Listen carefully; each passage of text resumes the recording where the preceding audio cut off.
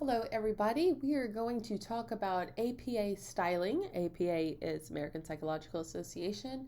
And by styling, we are specifically talking about how we use APA to write up sources, citations, all that good stuff. APA goes far beyond just our citations and our references. You can also use APA.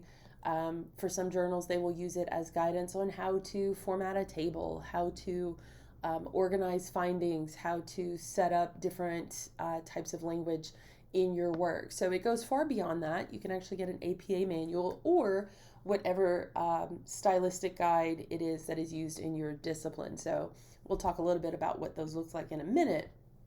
But the main thing we use APA for, or that you'll hear reference to for your time here in your graduate studies, is going to be about citations and how we set up our citations, what they look like, what do we cite, how we cite it, and basically how do we put all of that together. So anytime we want to make a suggestion in a paper, an article, a manuscript, a presentation, whatever it is, if we're making a claim, we want to be able to cite it some kind of way. We can cite it by referencing literature that already exists, which is what we're going to be doing with these citations. Or if it's something that we're adding to the literature or suggesting as new information, we want to be able to back it up with the results of our study. We're not going to be conducting any actual research in this course. This is more about the foundations and the terminology and the theory and everything that goes behind why we do what we do, and we collect the data in our future courses after this course. The purpose here is to be a good consumer, which means that we're going to be pulling from what currently exists and be able to back up what it is that we're saying with the literature that we talked about in our lit review video. So when we're talking about these style guides, there's a few of them. They differ by discipline. APA is the one that I'm going to refer to here just because it's the most common in the social sciences. I know kinesiology uses something that's different. Medicine uses something that's a little bit different. It's always going to differ by your discipline. So you may have heard of MLA. That's usually used in English. You might have used that in high school in your English literature classes. The Chicago method, I believe, style guide is used in history, if I'm not mistaken. Turabian is another one, and then the biological and physical sciences have their own versions as well. APA is what we're going to be using here. It's used sometimes in sociology, a lot in sociology, a lot in psychology, obviously, coming from the American Psychological Association. It's the most common one in education, as well as in a lot of community health, for example, relies on APA a lot. As well as others depending on the journal that you're working with. So you'll notice that different journals will say what kind of style they're using, and you'll notice that style used in there. So what I'm going to talk about in terms of the specific formatting is going to be specific to APA. However, the idea is of when we cite and how we cite and why we cite is going to be the same for all of these. So starting with that big idea, the purpose, all these style guides are really to provide a standard way of not only setting up your citations and references, but the manuscript and the ethics of writing as well. So if you get any of these style guides, they look like paperback books about the size of the book that you have for this class, and they will go through every single thing about putting a manuscript together. What are the ethics of writing? The ethics of authorship sometimes are in there. How do we write out certain numbers? Like things as detailed as that will also be in there. How to format things, what needs to be included, and maybe sometimes what doesn't need to be included. In-text citations are going to be what you see as you're reading the article for APA. Those are going to look like an actual parentheses that it's going to have the name of the author, the year of the publication, and sometimes a page number if it's a direct quote. Other times you might see this in the form of a footnote where that'll just be a little superscript number 1 or 2 at the top, and then the author information will be at the bottom. The big idea with in-text citations is to really show where that information is coming from, to bring the receipts, if you will, to what we have, and to, while we're working with those in-text citations, our biggest distinction is going to be between the direct quotes and paraphrase summaries. So if you're using information from a source and you paraphrase it, so let's say you read an article about vaccine use amongst people in rural communities, and you want to say people in rural communities tend to use vaccines this way, you can't just make that claim. You want to show that you got that claim from somewhere, right? And so in parentheses, in APA at least, in parentheses, you would put the name of that author, the year of that article, and put that at the end of that sentence to show that you have evidence for that. So if you're using that information from a source and you paraphrase it, as I just did in APA specifically, you will put the author and the date in parentheses.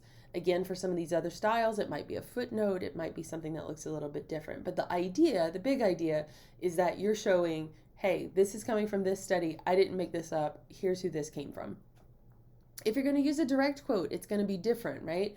So if you're using a specific quote, word for word, from another author, you are allowed to do that. We don't want to do it a lot, but you are allowed to do it. The distinction you want to make, though, is, of course, you want to put what you took from that author in quotes to show that it's their writing, not your writing, that you are quoting somebody else, that those aren't your words. And then in that parentheses, you're going to include the page number. So Bob, 1997, page 13. Versus if I'm paraphrasing it, I would just put Bob, 1997. So for example, paraphrasing, the unfortunate weather conditions caused the children to stay inside. Seuss, 1957. Again, this is APA, so it might look a little different in other areas. A direct quote would be, the sun did not shine, it was too wet to play, so we sat in the house all that cold, cold, wet day. Seuss, 1957, so same format, page 1. I want to include the page of that book because I am using a direct quote from The Cat in the Hat. I'm not paraphrasing it as I'm doing here. In both of these, I'm giving credit for that information to the author. In one of them, I am specifying this is their exact words by putting a page number and a quotation, versus this one, I'm sharing the big idea of it and I'm showing where I got that information from. In my references, which will also be dictated by APA or whatever style guide you're using, if you used a citation, so you used an author in here to bring evidence or to strengthen your argument, that author also needs to be in the references. That particular source needs to be in the references. So if you're doing a book, for example, in APA, that would look like the author and the year, the name of the text in italics, the location and the publisher. For example, Dr. Seuss, Seuss Comedy, 1957, The Cat in the Hat, New York Random House. Sometimes we get this in the form of journal articles, and so we have the author, the year, the article, the name of the journal with the volume number and the pages, and a DOI, which I'll talk about in just a minute. So The Cat in the Hat, case study of children left alone in a home with a strange animal, Journal of Fictional Child Psychology. There's our volume, our issue number. All of these things you'll start seeing once you start pulling up the literature, the page numbers of that particular article, and a DOI. So the point I'm trying to make with these is that depending on what it is that you're citing, whether you're citing a book or a journal article or what have you, the way that you cite it is going to look a little bit different. Again, full disclosure, these are all in APA. Your particular field might look a little bit different. So DOI. DOI stands for Digital Object Identifier. Each article generally is assigned a DOI specific to that publication. You can use DOI finders to find the DOI for an article. Crossref.org is one that we've used in the past. It's been kind of glitchy lately, so I don't know if it's working all the time now. But if you see a DOI in a journal article, in a reference or whatever, essentially that link will take you directly to that article. So if you're curious what a DOI is, that's what it is. That's if you click it in a digital version of an article, it'll typically take you to whatever article is being cited there. You won't see it on everything, and that's partially because some of them just don't have it. And sometimes it's just not really required by the journal. So if you see DOI or you see it referenced in APA or something else that's out there, that's essentially what they're looking at. So everything I've talked about so far has been books, which are not necessarily peer-reviewed. Keep that in mind. Or journal articles, which typically are peer-reviewed if it's a peer-reviewed journal. Those should be pretty explicitly stated there. Other options for things that we can look to for our research are websites. So the CDC or National Institute of Health, all of these are sites, Department of Education, Department of Labor Statistics, all of these are going to have information that is relevant to what we're doing. We do have certain ways of citing them in APA and other areas. We do want to keep in mind what are the limitations of these. So a website is not necessarily peer-reviewed, right? If you get a data set, for example, Department of Labor Statistics, We'll have data sets from the census or from other information that the government has collected. A lot of times those are freely available to whoever wants to use them. There is a way of citing those data sets. We also want to look at what is the quality of that data set. Who is it from? Is it from a trustworthy source? Anytime you're looking at this information, always ask yourself, is this coming from a trustworthy source? Emails can be cited. So if you email somebody to ask them a question about, maybe they're a researcher that studies something in particular, and you ask them a certain question about it, and the information that they've given you, their answer, you want to be able to cite in your paper. Or maybe you're trying to talk about something that's current events and the status of, some law or something like that, and you get that information from an email request that you've sent to somebody. There are specific ways of citing emails. Theses and dissertations can also be cited. They are not quite peer reviewed, even though they've been reviewed by other people that are on a dissertation committee. We don't consider them the same as a peer reviewed journal article. However, they are very much still very citable in what we're working with. I just wouldn't want to do a dissertation where I only cited other dissertations or theses. So there are specific ways of citing theses and dissertations. There are ways of citing interviews, newspapers, blogs, podcasts, all that good stuff.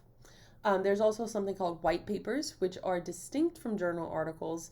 White papers are reports that might be published on typically government sites or foundation sites, where they might be talking about, trying to think of a good example. CDC puts out a lot of white papers. NIH puts out white papers.